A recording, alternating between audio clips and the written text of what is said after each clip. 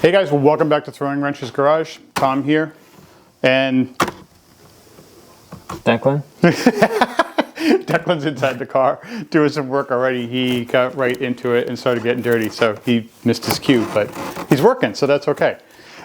He's currently sort of off camera and getting to work. This is the weekend that we are dedicated to making sure this car starts and runs.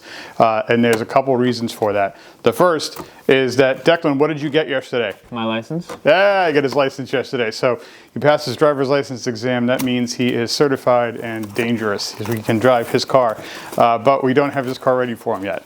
Second reason is that I dropped off all the paperwork with the insurance company on Friday to get this car on the road. So they are doing me the favor, because I have zero time this week to do it myself, of running to the registry to get this thing registered and get plates for it. So we expect to actually have plates for this car and insurance for this car so we can drive it this week. Fun note for those of you who do not live in Massachusetts, I know every state's a little bit different like this. In Massachusetts, you need to have your car insured first. Then second, it needs to be registered. So you need the insurance before you can even get it registered, and it needs to be registered with a permanent plate. Mass does not do temporary plates. You need to have a permanent plate for the car before you can drive it. And for that, you need to make a personal appearance at the Registry of Motor Vehicles to go and get that plate. They don't let you do appointments for that anymore. You got to show up on a first come, first served basis, and it can take you forever to get it. So I'm not able to do that this week, unfortunately, just due to schedules. So I'm letting the registry do it, or letting the insurance runner do it. And it may take a few days, but they'll get that for us. And then from the time that we have the plates, we have 7 days to get it inspected, which should only be safety inspection for this car because it's more than 15 years old. But that's enough of that. Let me tell you about what we have left to do today, what we have figured out, and why I'm going to leave Declan to his own devices in a few minutes and head off to the auto parts store. All right, so Declan is getting to work on the interior because this is what he really likes to do. So he just took all the tape off the dash, which we had on there because we sort of reapplied some of the silicone. We noticed there were some spots where it hadn't really married up. So he's getting that back down into place. But he needs to get the carpet fully settled everywhere. He and I both need to get his headliner in place today. That's definitely a two-man job.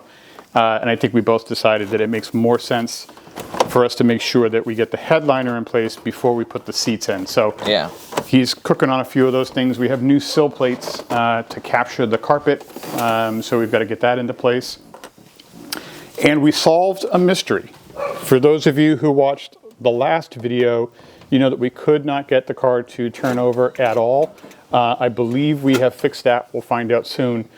The neutral safety switch or the gear selector switch, depending upon which page of the manual you read, was entirely disconnected.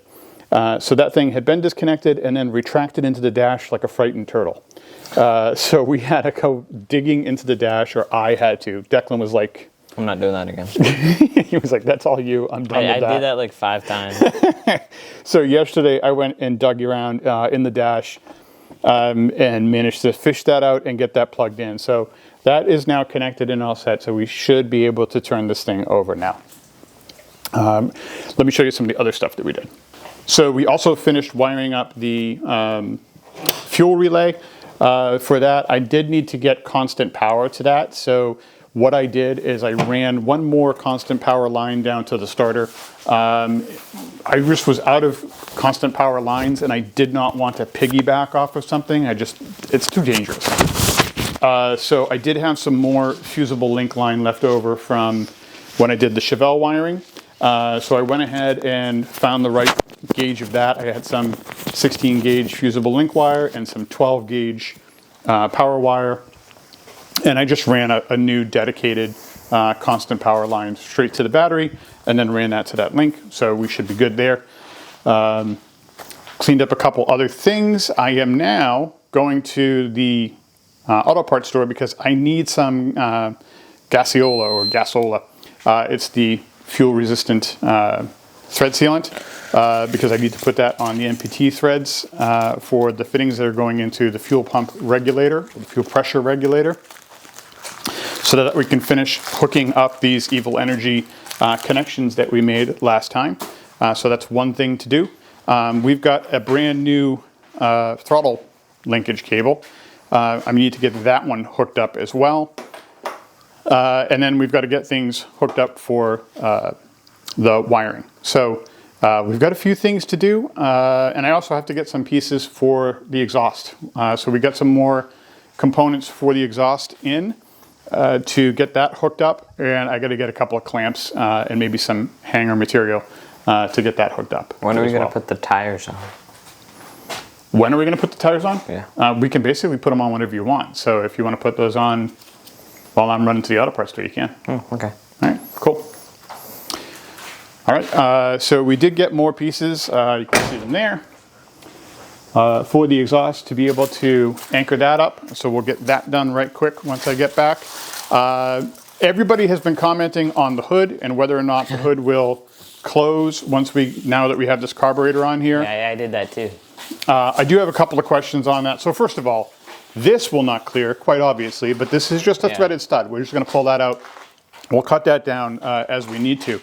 Secondly, this Demon carburetor, these bodies are pretty thick. I have a specific air cleaner bottom for this that sort of lowers the rise here. So I'm gonna put that on there and check that out.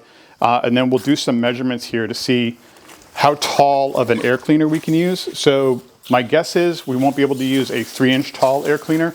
We might have to get like a 2-inch or maybe even like a 1 or a 1.5-inch tall air cleaner, but we will be able to close the hood with it on there. I mean, all you have to do is look at the master cylinder here and see how much taller that is. You definitely got some height there. We're gonna be able to make that work. It's just a question of how tall an air cleaner we can use. So anyway, that's what we're doing now. And Declan's eagerly grabbing out the wheels. So I'm gonna set up a camera so you can see him putting that together. I don't know how to position it. What I prefer to do is to sit on the ground and with the tire, like with my legs splayed out and the tire between my legs, and then lift the tire up and use my legs to help support the weight of it, and then just use my arms to align it. That's easier than using your arms to both support the weight and align it. Right. You see what I mean?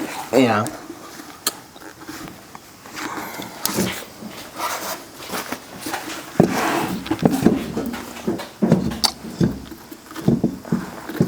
And don't focus on getting all 5 studs aligned, just focus on getting one. And then you can twist it.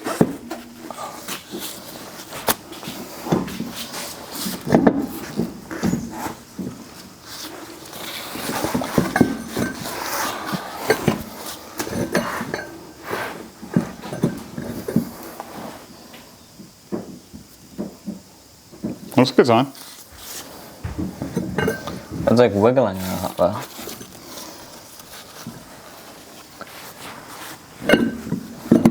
There you go.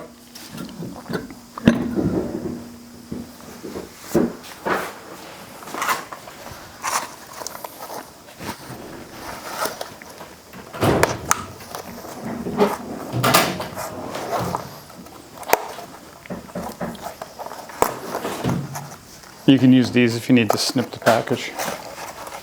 Jeez. I know, they're a little over tilly.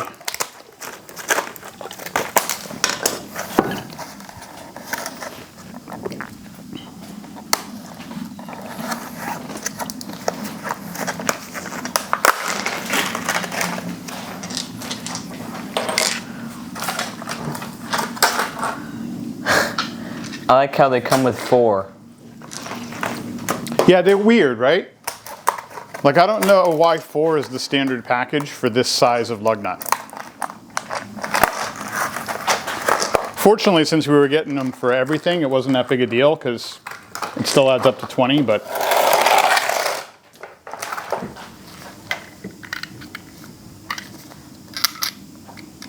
Mine was gold, right? I don't know if these are the same. I mean, it probably is. It should say on the package what size. It's gold. The other one's too big, and the other one is too small.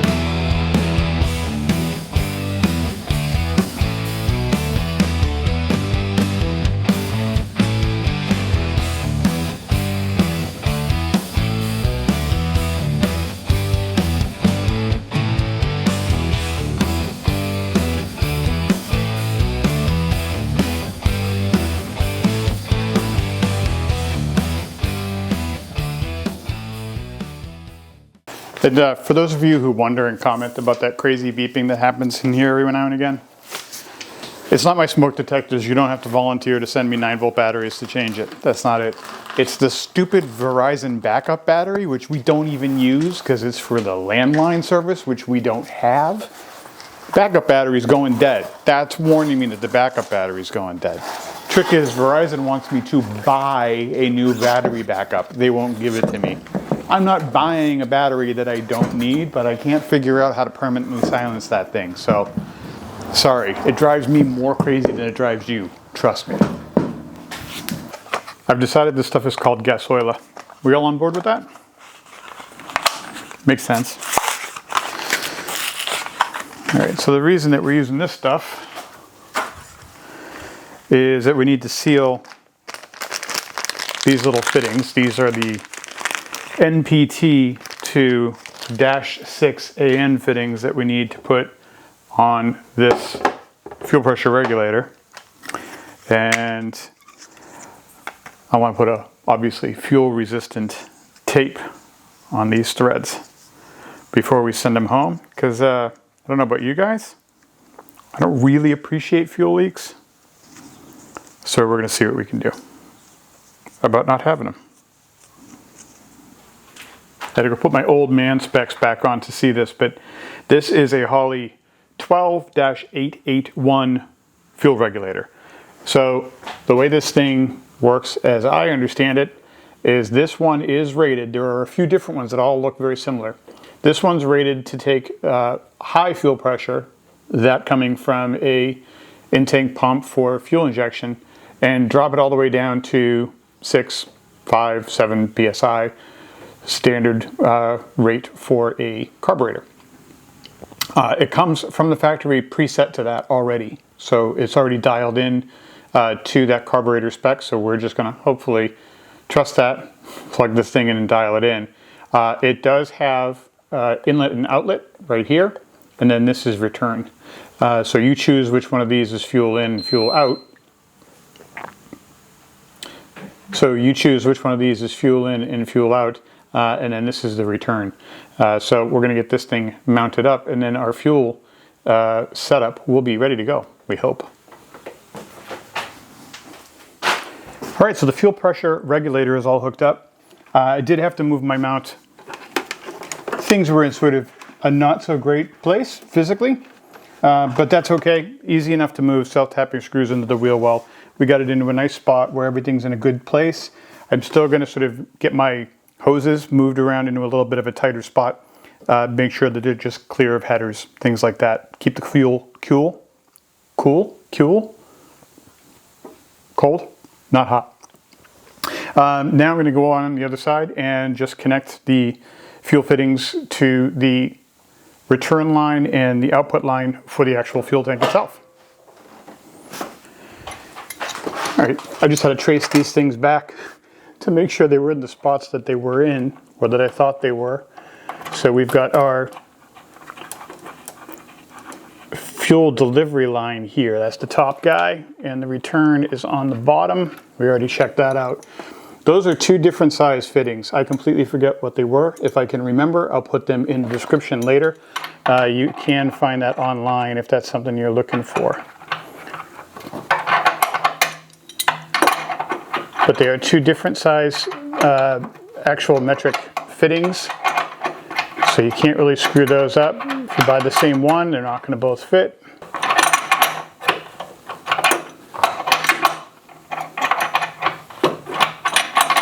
Oh, you know what? I didn't put the gasoila on here.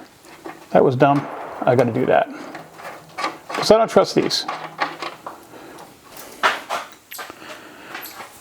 All right, so the gasoila is now applied. I'll just adjust our wrench here.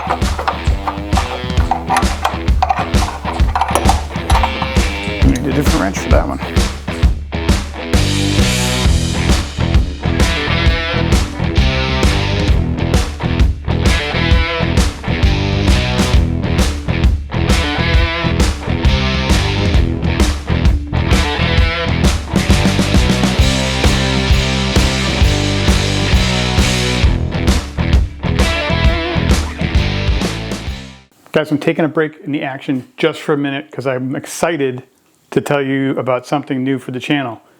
We have a sponsor. It's Evil Energy. So the cool part about this is that Evil Energy is something I was already using. In fact, you saw us using it to install the fuel lines on the IROC in the last video. These guys reached out to us after seeing that and said, hey, would you like some free product? Would you like to talk about us? Would you like an affiliate link? And I said, yes, because I love the product. So here we are with these guys, and it's going to trickle down to you. So let me tell you a little bit about Evil Energy and why I like them.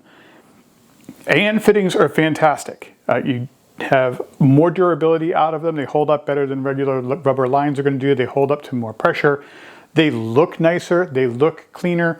They are easier to remove and to replace. They're just better than the typical rubber hoses with screw-on clamps. So in general, I like them a lot better, and they're a lot cleaner, a lot professional looking in the car. But they're typically pretty expensive and not always easy to find. But Evil Energy is great. You can actually source them straight from their website. I've got a link in the description below that you can click and go through. But you can also get them on Amazon. That's oftentimes one of the challenges that I have when I'm ordering AN fittings. When I find out that I need them, like I did with the IROC a couple weeks ago, I find out that I need it and there's nowhere local to get it. And if you go and get it from some of the other websites, it's going to take you a few days for that thing to get shipped. Amazon's one of those places where if you have Prime membership, you might be able to get it next day. So it's really a benefit. They're also making really good product. I actually like this stuff. It comes in kits. So this is a -6 kit. This particular one that they sent me that we're going to use on the Chevelle in a couple of weeks is the PTFE kit. So this is the braided hose, and it comes with a bunch of different fittings for whatever I'm going to need to finish off the Chevelle and its fuel wiring or fuel lines. And the kit that we used last week on Declan's car is here. They also sent me one of these cool adjustable wrenches specifically for the AN fittings. These are great for not marring them up. And this one actually has the sort of hex fitting, so when you close it down, it doesn't slip. It's almost like a regular pipe fitting clamp. So check these guys out. If you order from Evil Energy and order from that link, you can use the code TWG and it'll give you a 10% discount on anything that you order from Evil Energy. And these guys are pretty competitive already, so that's a pretty good deal. So if you're interested in hooking up and getting some AN fittings and lines, or even some of the other stuff they carry like radiators and carburetors, they have a huge line of products on there. Go and check them out through the link below in our description. And if you're shopping and buying anything, be sure to use the code TWG at checkout and you'll get yourself a nice discount. All right, on with the rest of the video, guys. Let's talk about what we do here. So we've got the Y pipe was installed last time around, and that spits out right here. So we have another pipe that Declan just took a clamp off of that comes out and runs over this way, and it dead ends here. So I've got an elbow that we were probably going to have to cut or trim to install here. And then a straight piece that we've got to get into that pipe there. And we've got to mock that up and get that in. So there's a couple of cuts I think we have to make. And we don't have the original bracketry. The original bracketry would have tied into this bad boy here. This is off the transmission mount. Don't have that. Well, actually, we might have that. I'll double check, but I don't think we can really use it.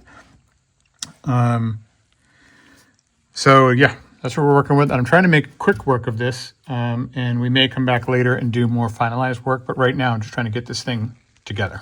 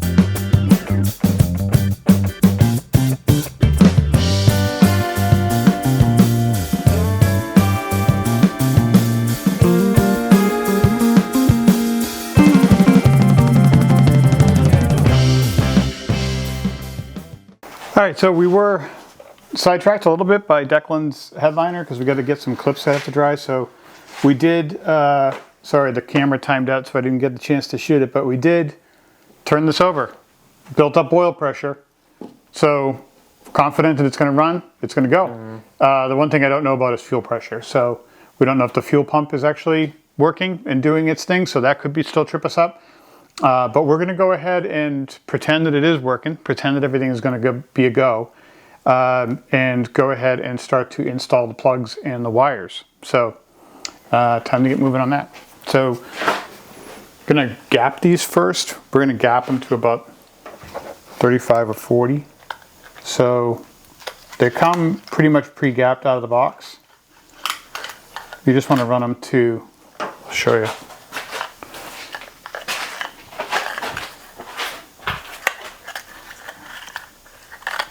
You use this gauge. See how it's 040?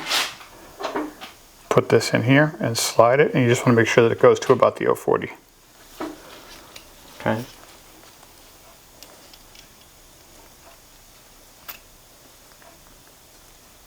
Where is it? Perfect. It doesn't have to be dead on accurate. You just don't want it way off either way. And then we put a little bit of the Tin Man sauce on the thread, just a little bit.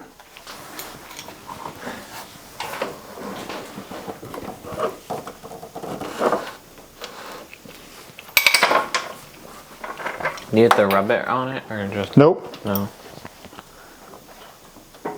No, I just put it like in a thread across the stripe, a stripe across the threads like that. Ah.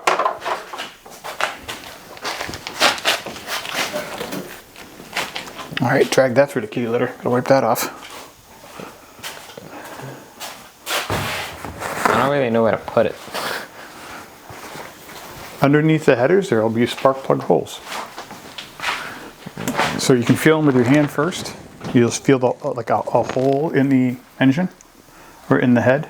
Do you feel it? And you want to make sure it threads in easy. You do not want to force it.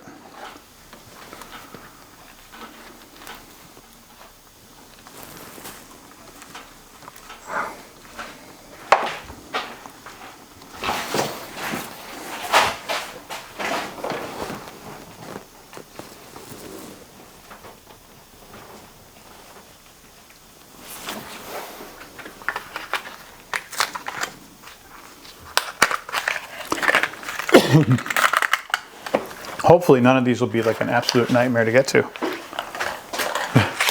Why did you say that? Well, because I'm totally expecting at least one of them will be a nightmare to get to. And I'm just hoping against reality.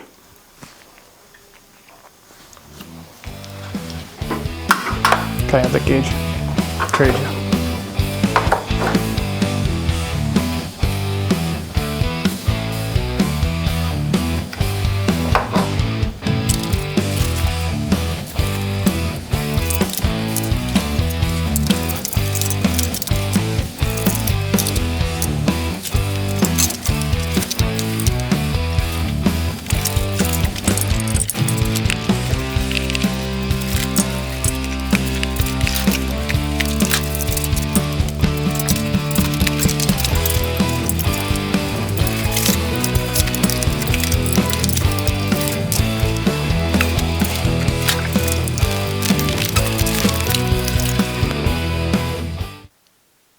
So right about here is where the wheels came off.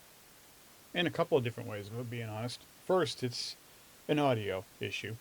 The batteries gave out in the mic. I guess we had just been recording too much this day, and I didn't recognize it until I went back to edit this thing. So now you get to hear my dumb voiceover coming in after the fact. But secondly, and more importantly, it's never a good sign when I come walking back to the car with the voltage meter. So when we went to go turn the car over, once the plugs were all plugged in and everything was attached, we definitely got it cranking, but I wasn't seeing any fuel. The fuel pump was not pumping.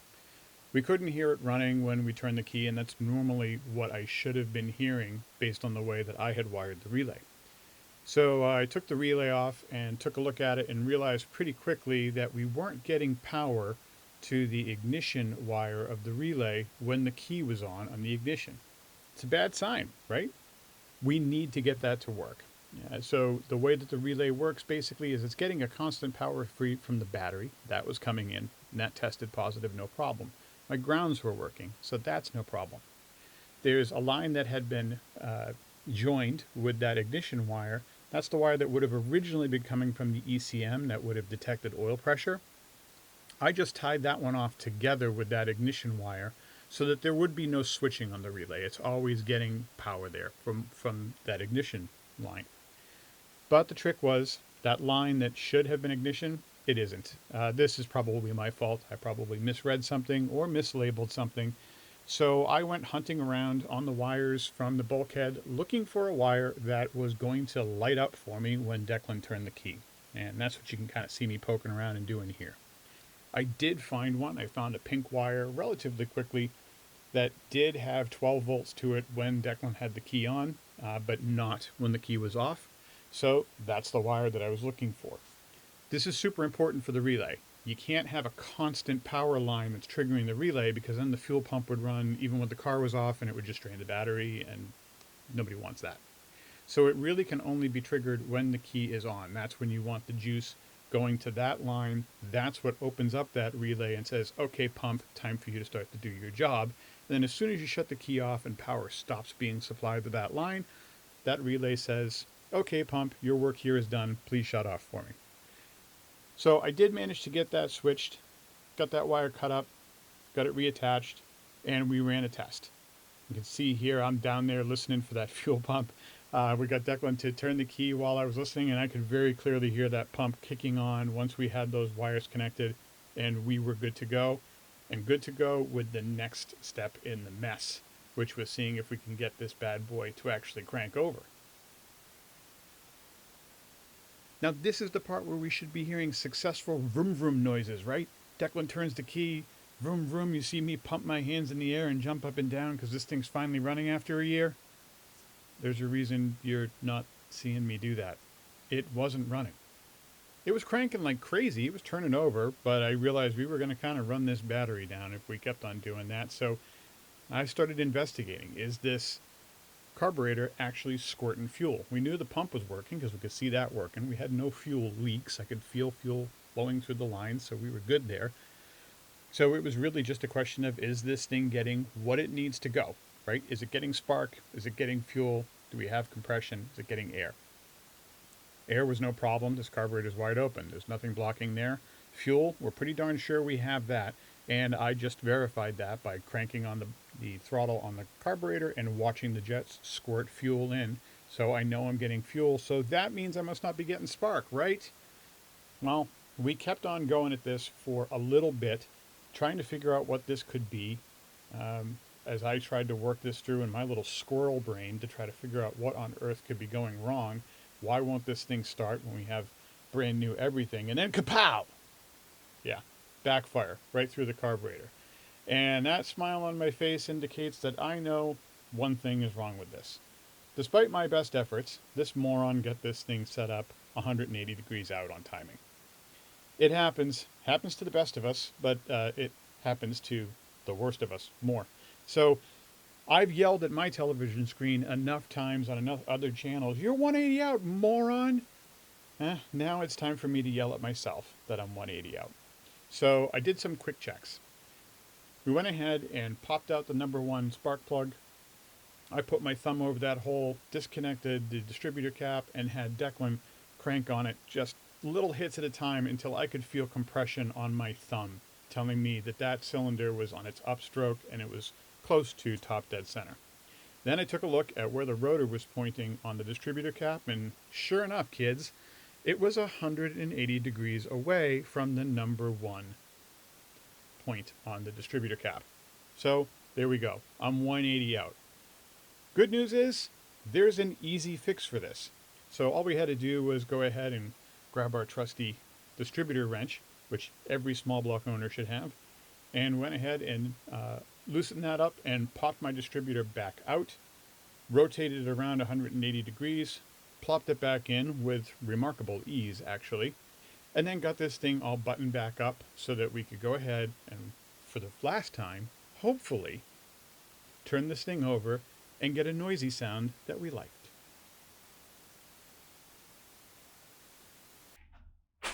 We're on to secondary recording devices.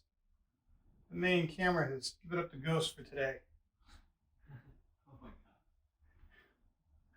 So now we're running off the phone, but the phone's pretty good, so we'll see. We should be okay here. So we pulled the distributor, flipped the timing 180. Here's to hoping he just comes to life now. We'll see.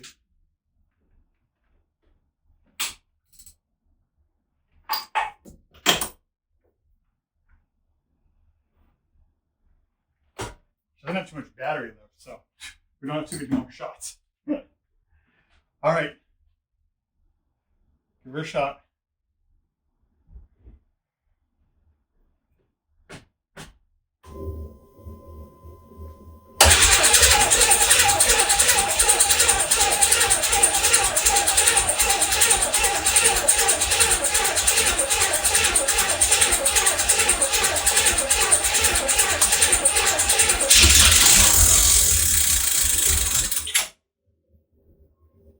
Did it just stop on its own? Oh, don't stop it.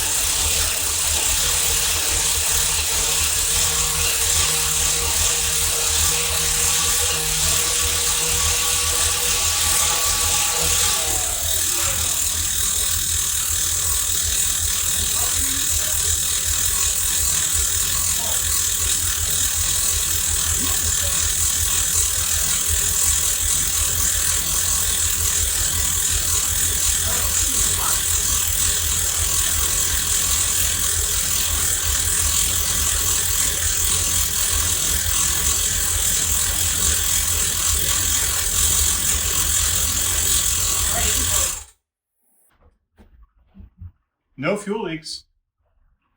That's a good thing. Yeah. So no fuel leaks anywhere here in the system. It seems like it's running okay. It is a little noisy. Yeah. I got to figure out what that noise is, though. So some of that noise could be exhaust. What? But like. There's like a clicking, like a rattiness, and I think some of that is. Because when it was really loud, that was my fault. Why? Because I hadn't. Because when I first started it, I let go and it stopped, so it did. Oh no! It's it's noisy, and Yeah. I think part of it may be exhaust leaks because the exhaust system isn't all clamped in yet. So that's probably part of what I'm hearing is a lot of sort of ticking and puffing from that. That's just getting magnified in here because of all the walls, but. We just got to make sure that we do our due diligence and check everything out and make sure it's all sounding good, and then we can start rolling it and making it move. So we're there, guys. It's running. Car runs. Yeah. So congrats. They can tell us what we did wrong.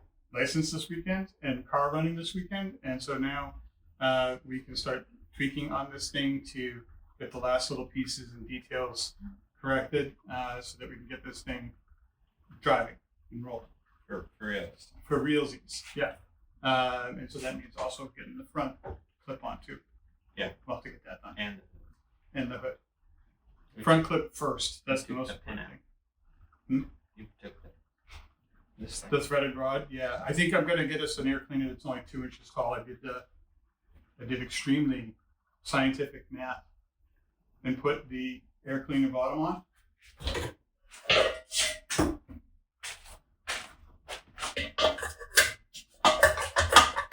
And with this on, then I took the 3-inch filter that I had, and it's sticking up about 1 inch above. Yeah. Just a filter. So that's a little tall. So I don't think that's going to fit. Or if it does, it'd be just barely. So I think if we get a 2-inch tall filter, we'll be covered. So that'll do it. Little 2-inch tall filter on here, and we should be good. You want to get the cover?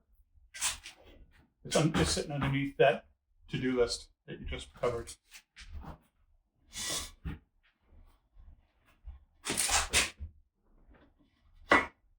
So that is for all the naysayers.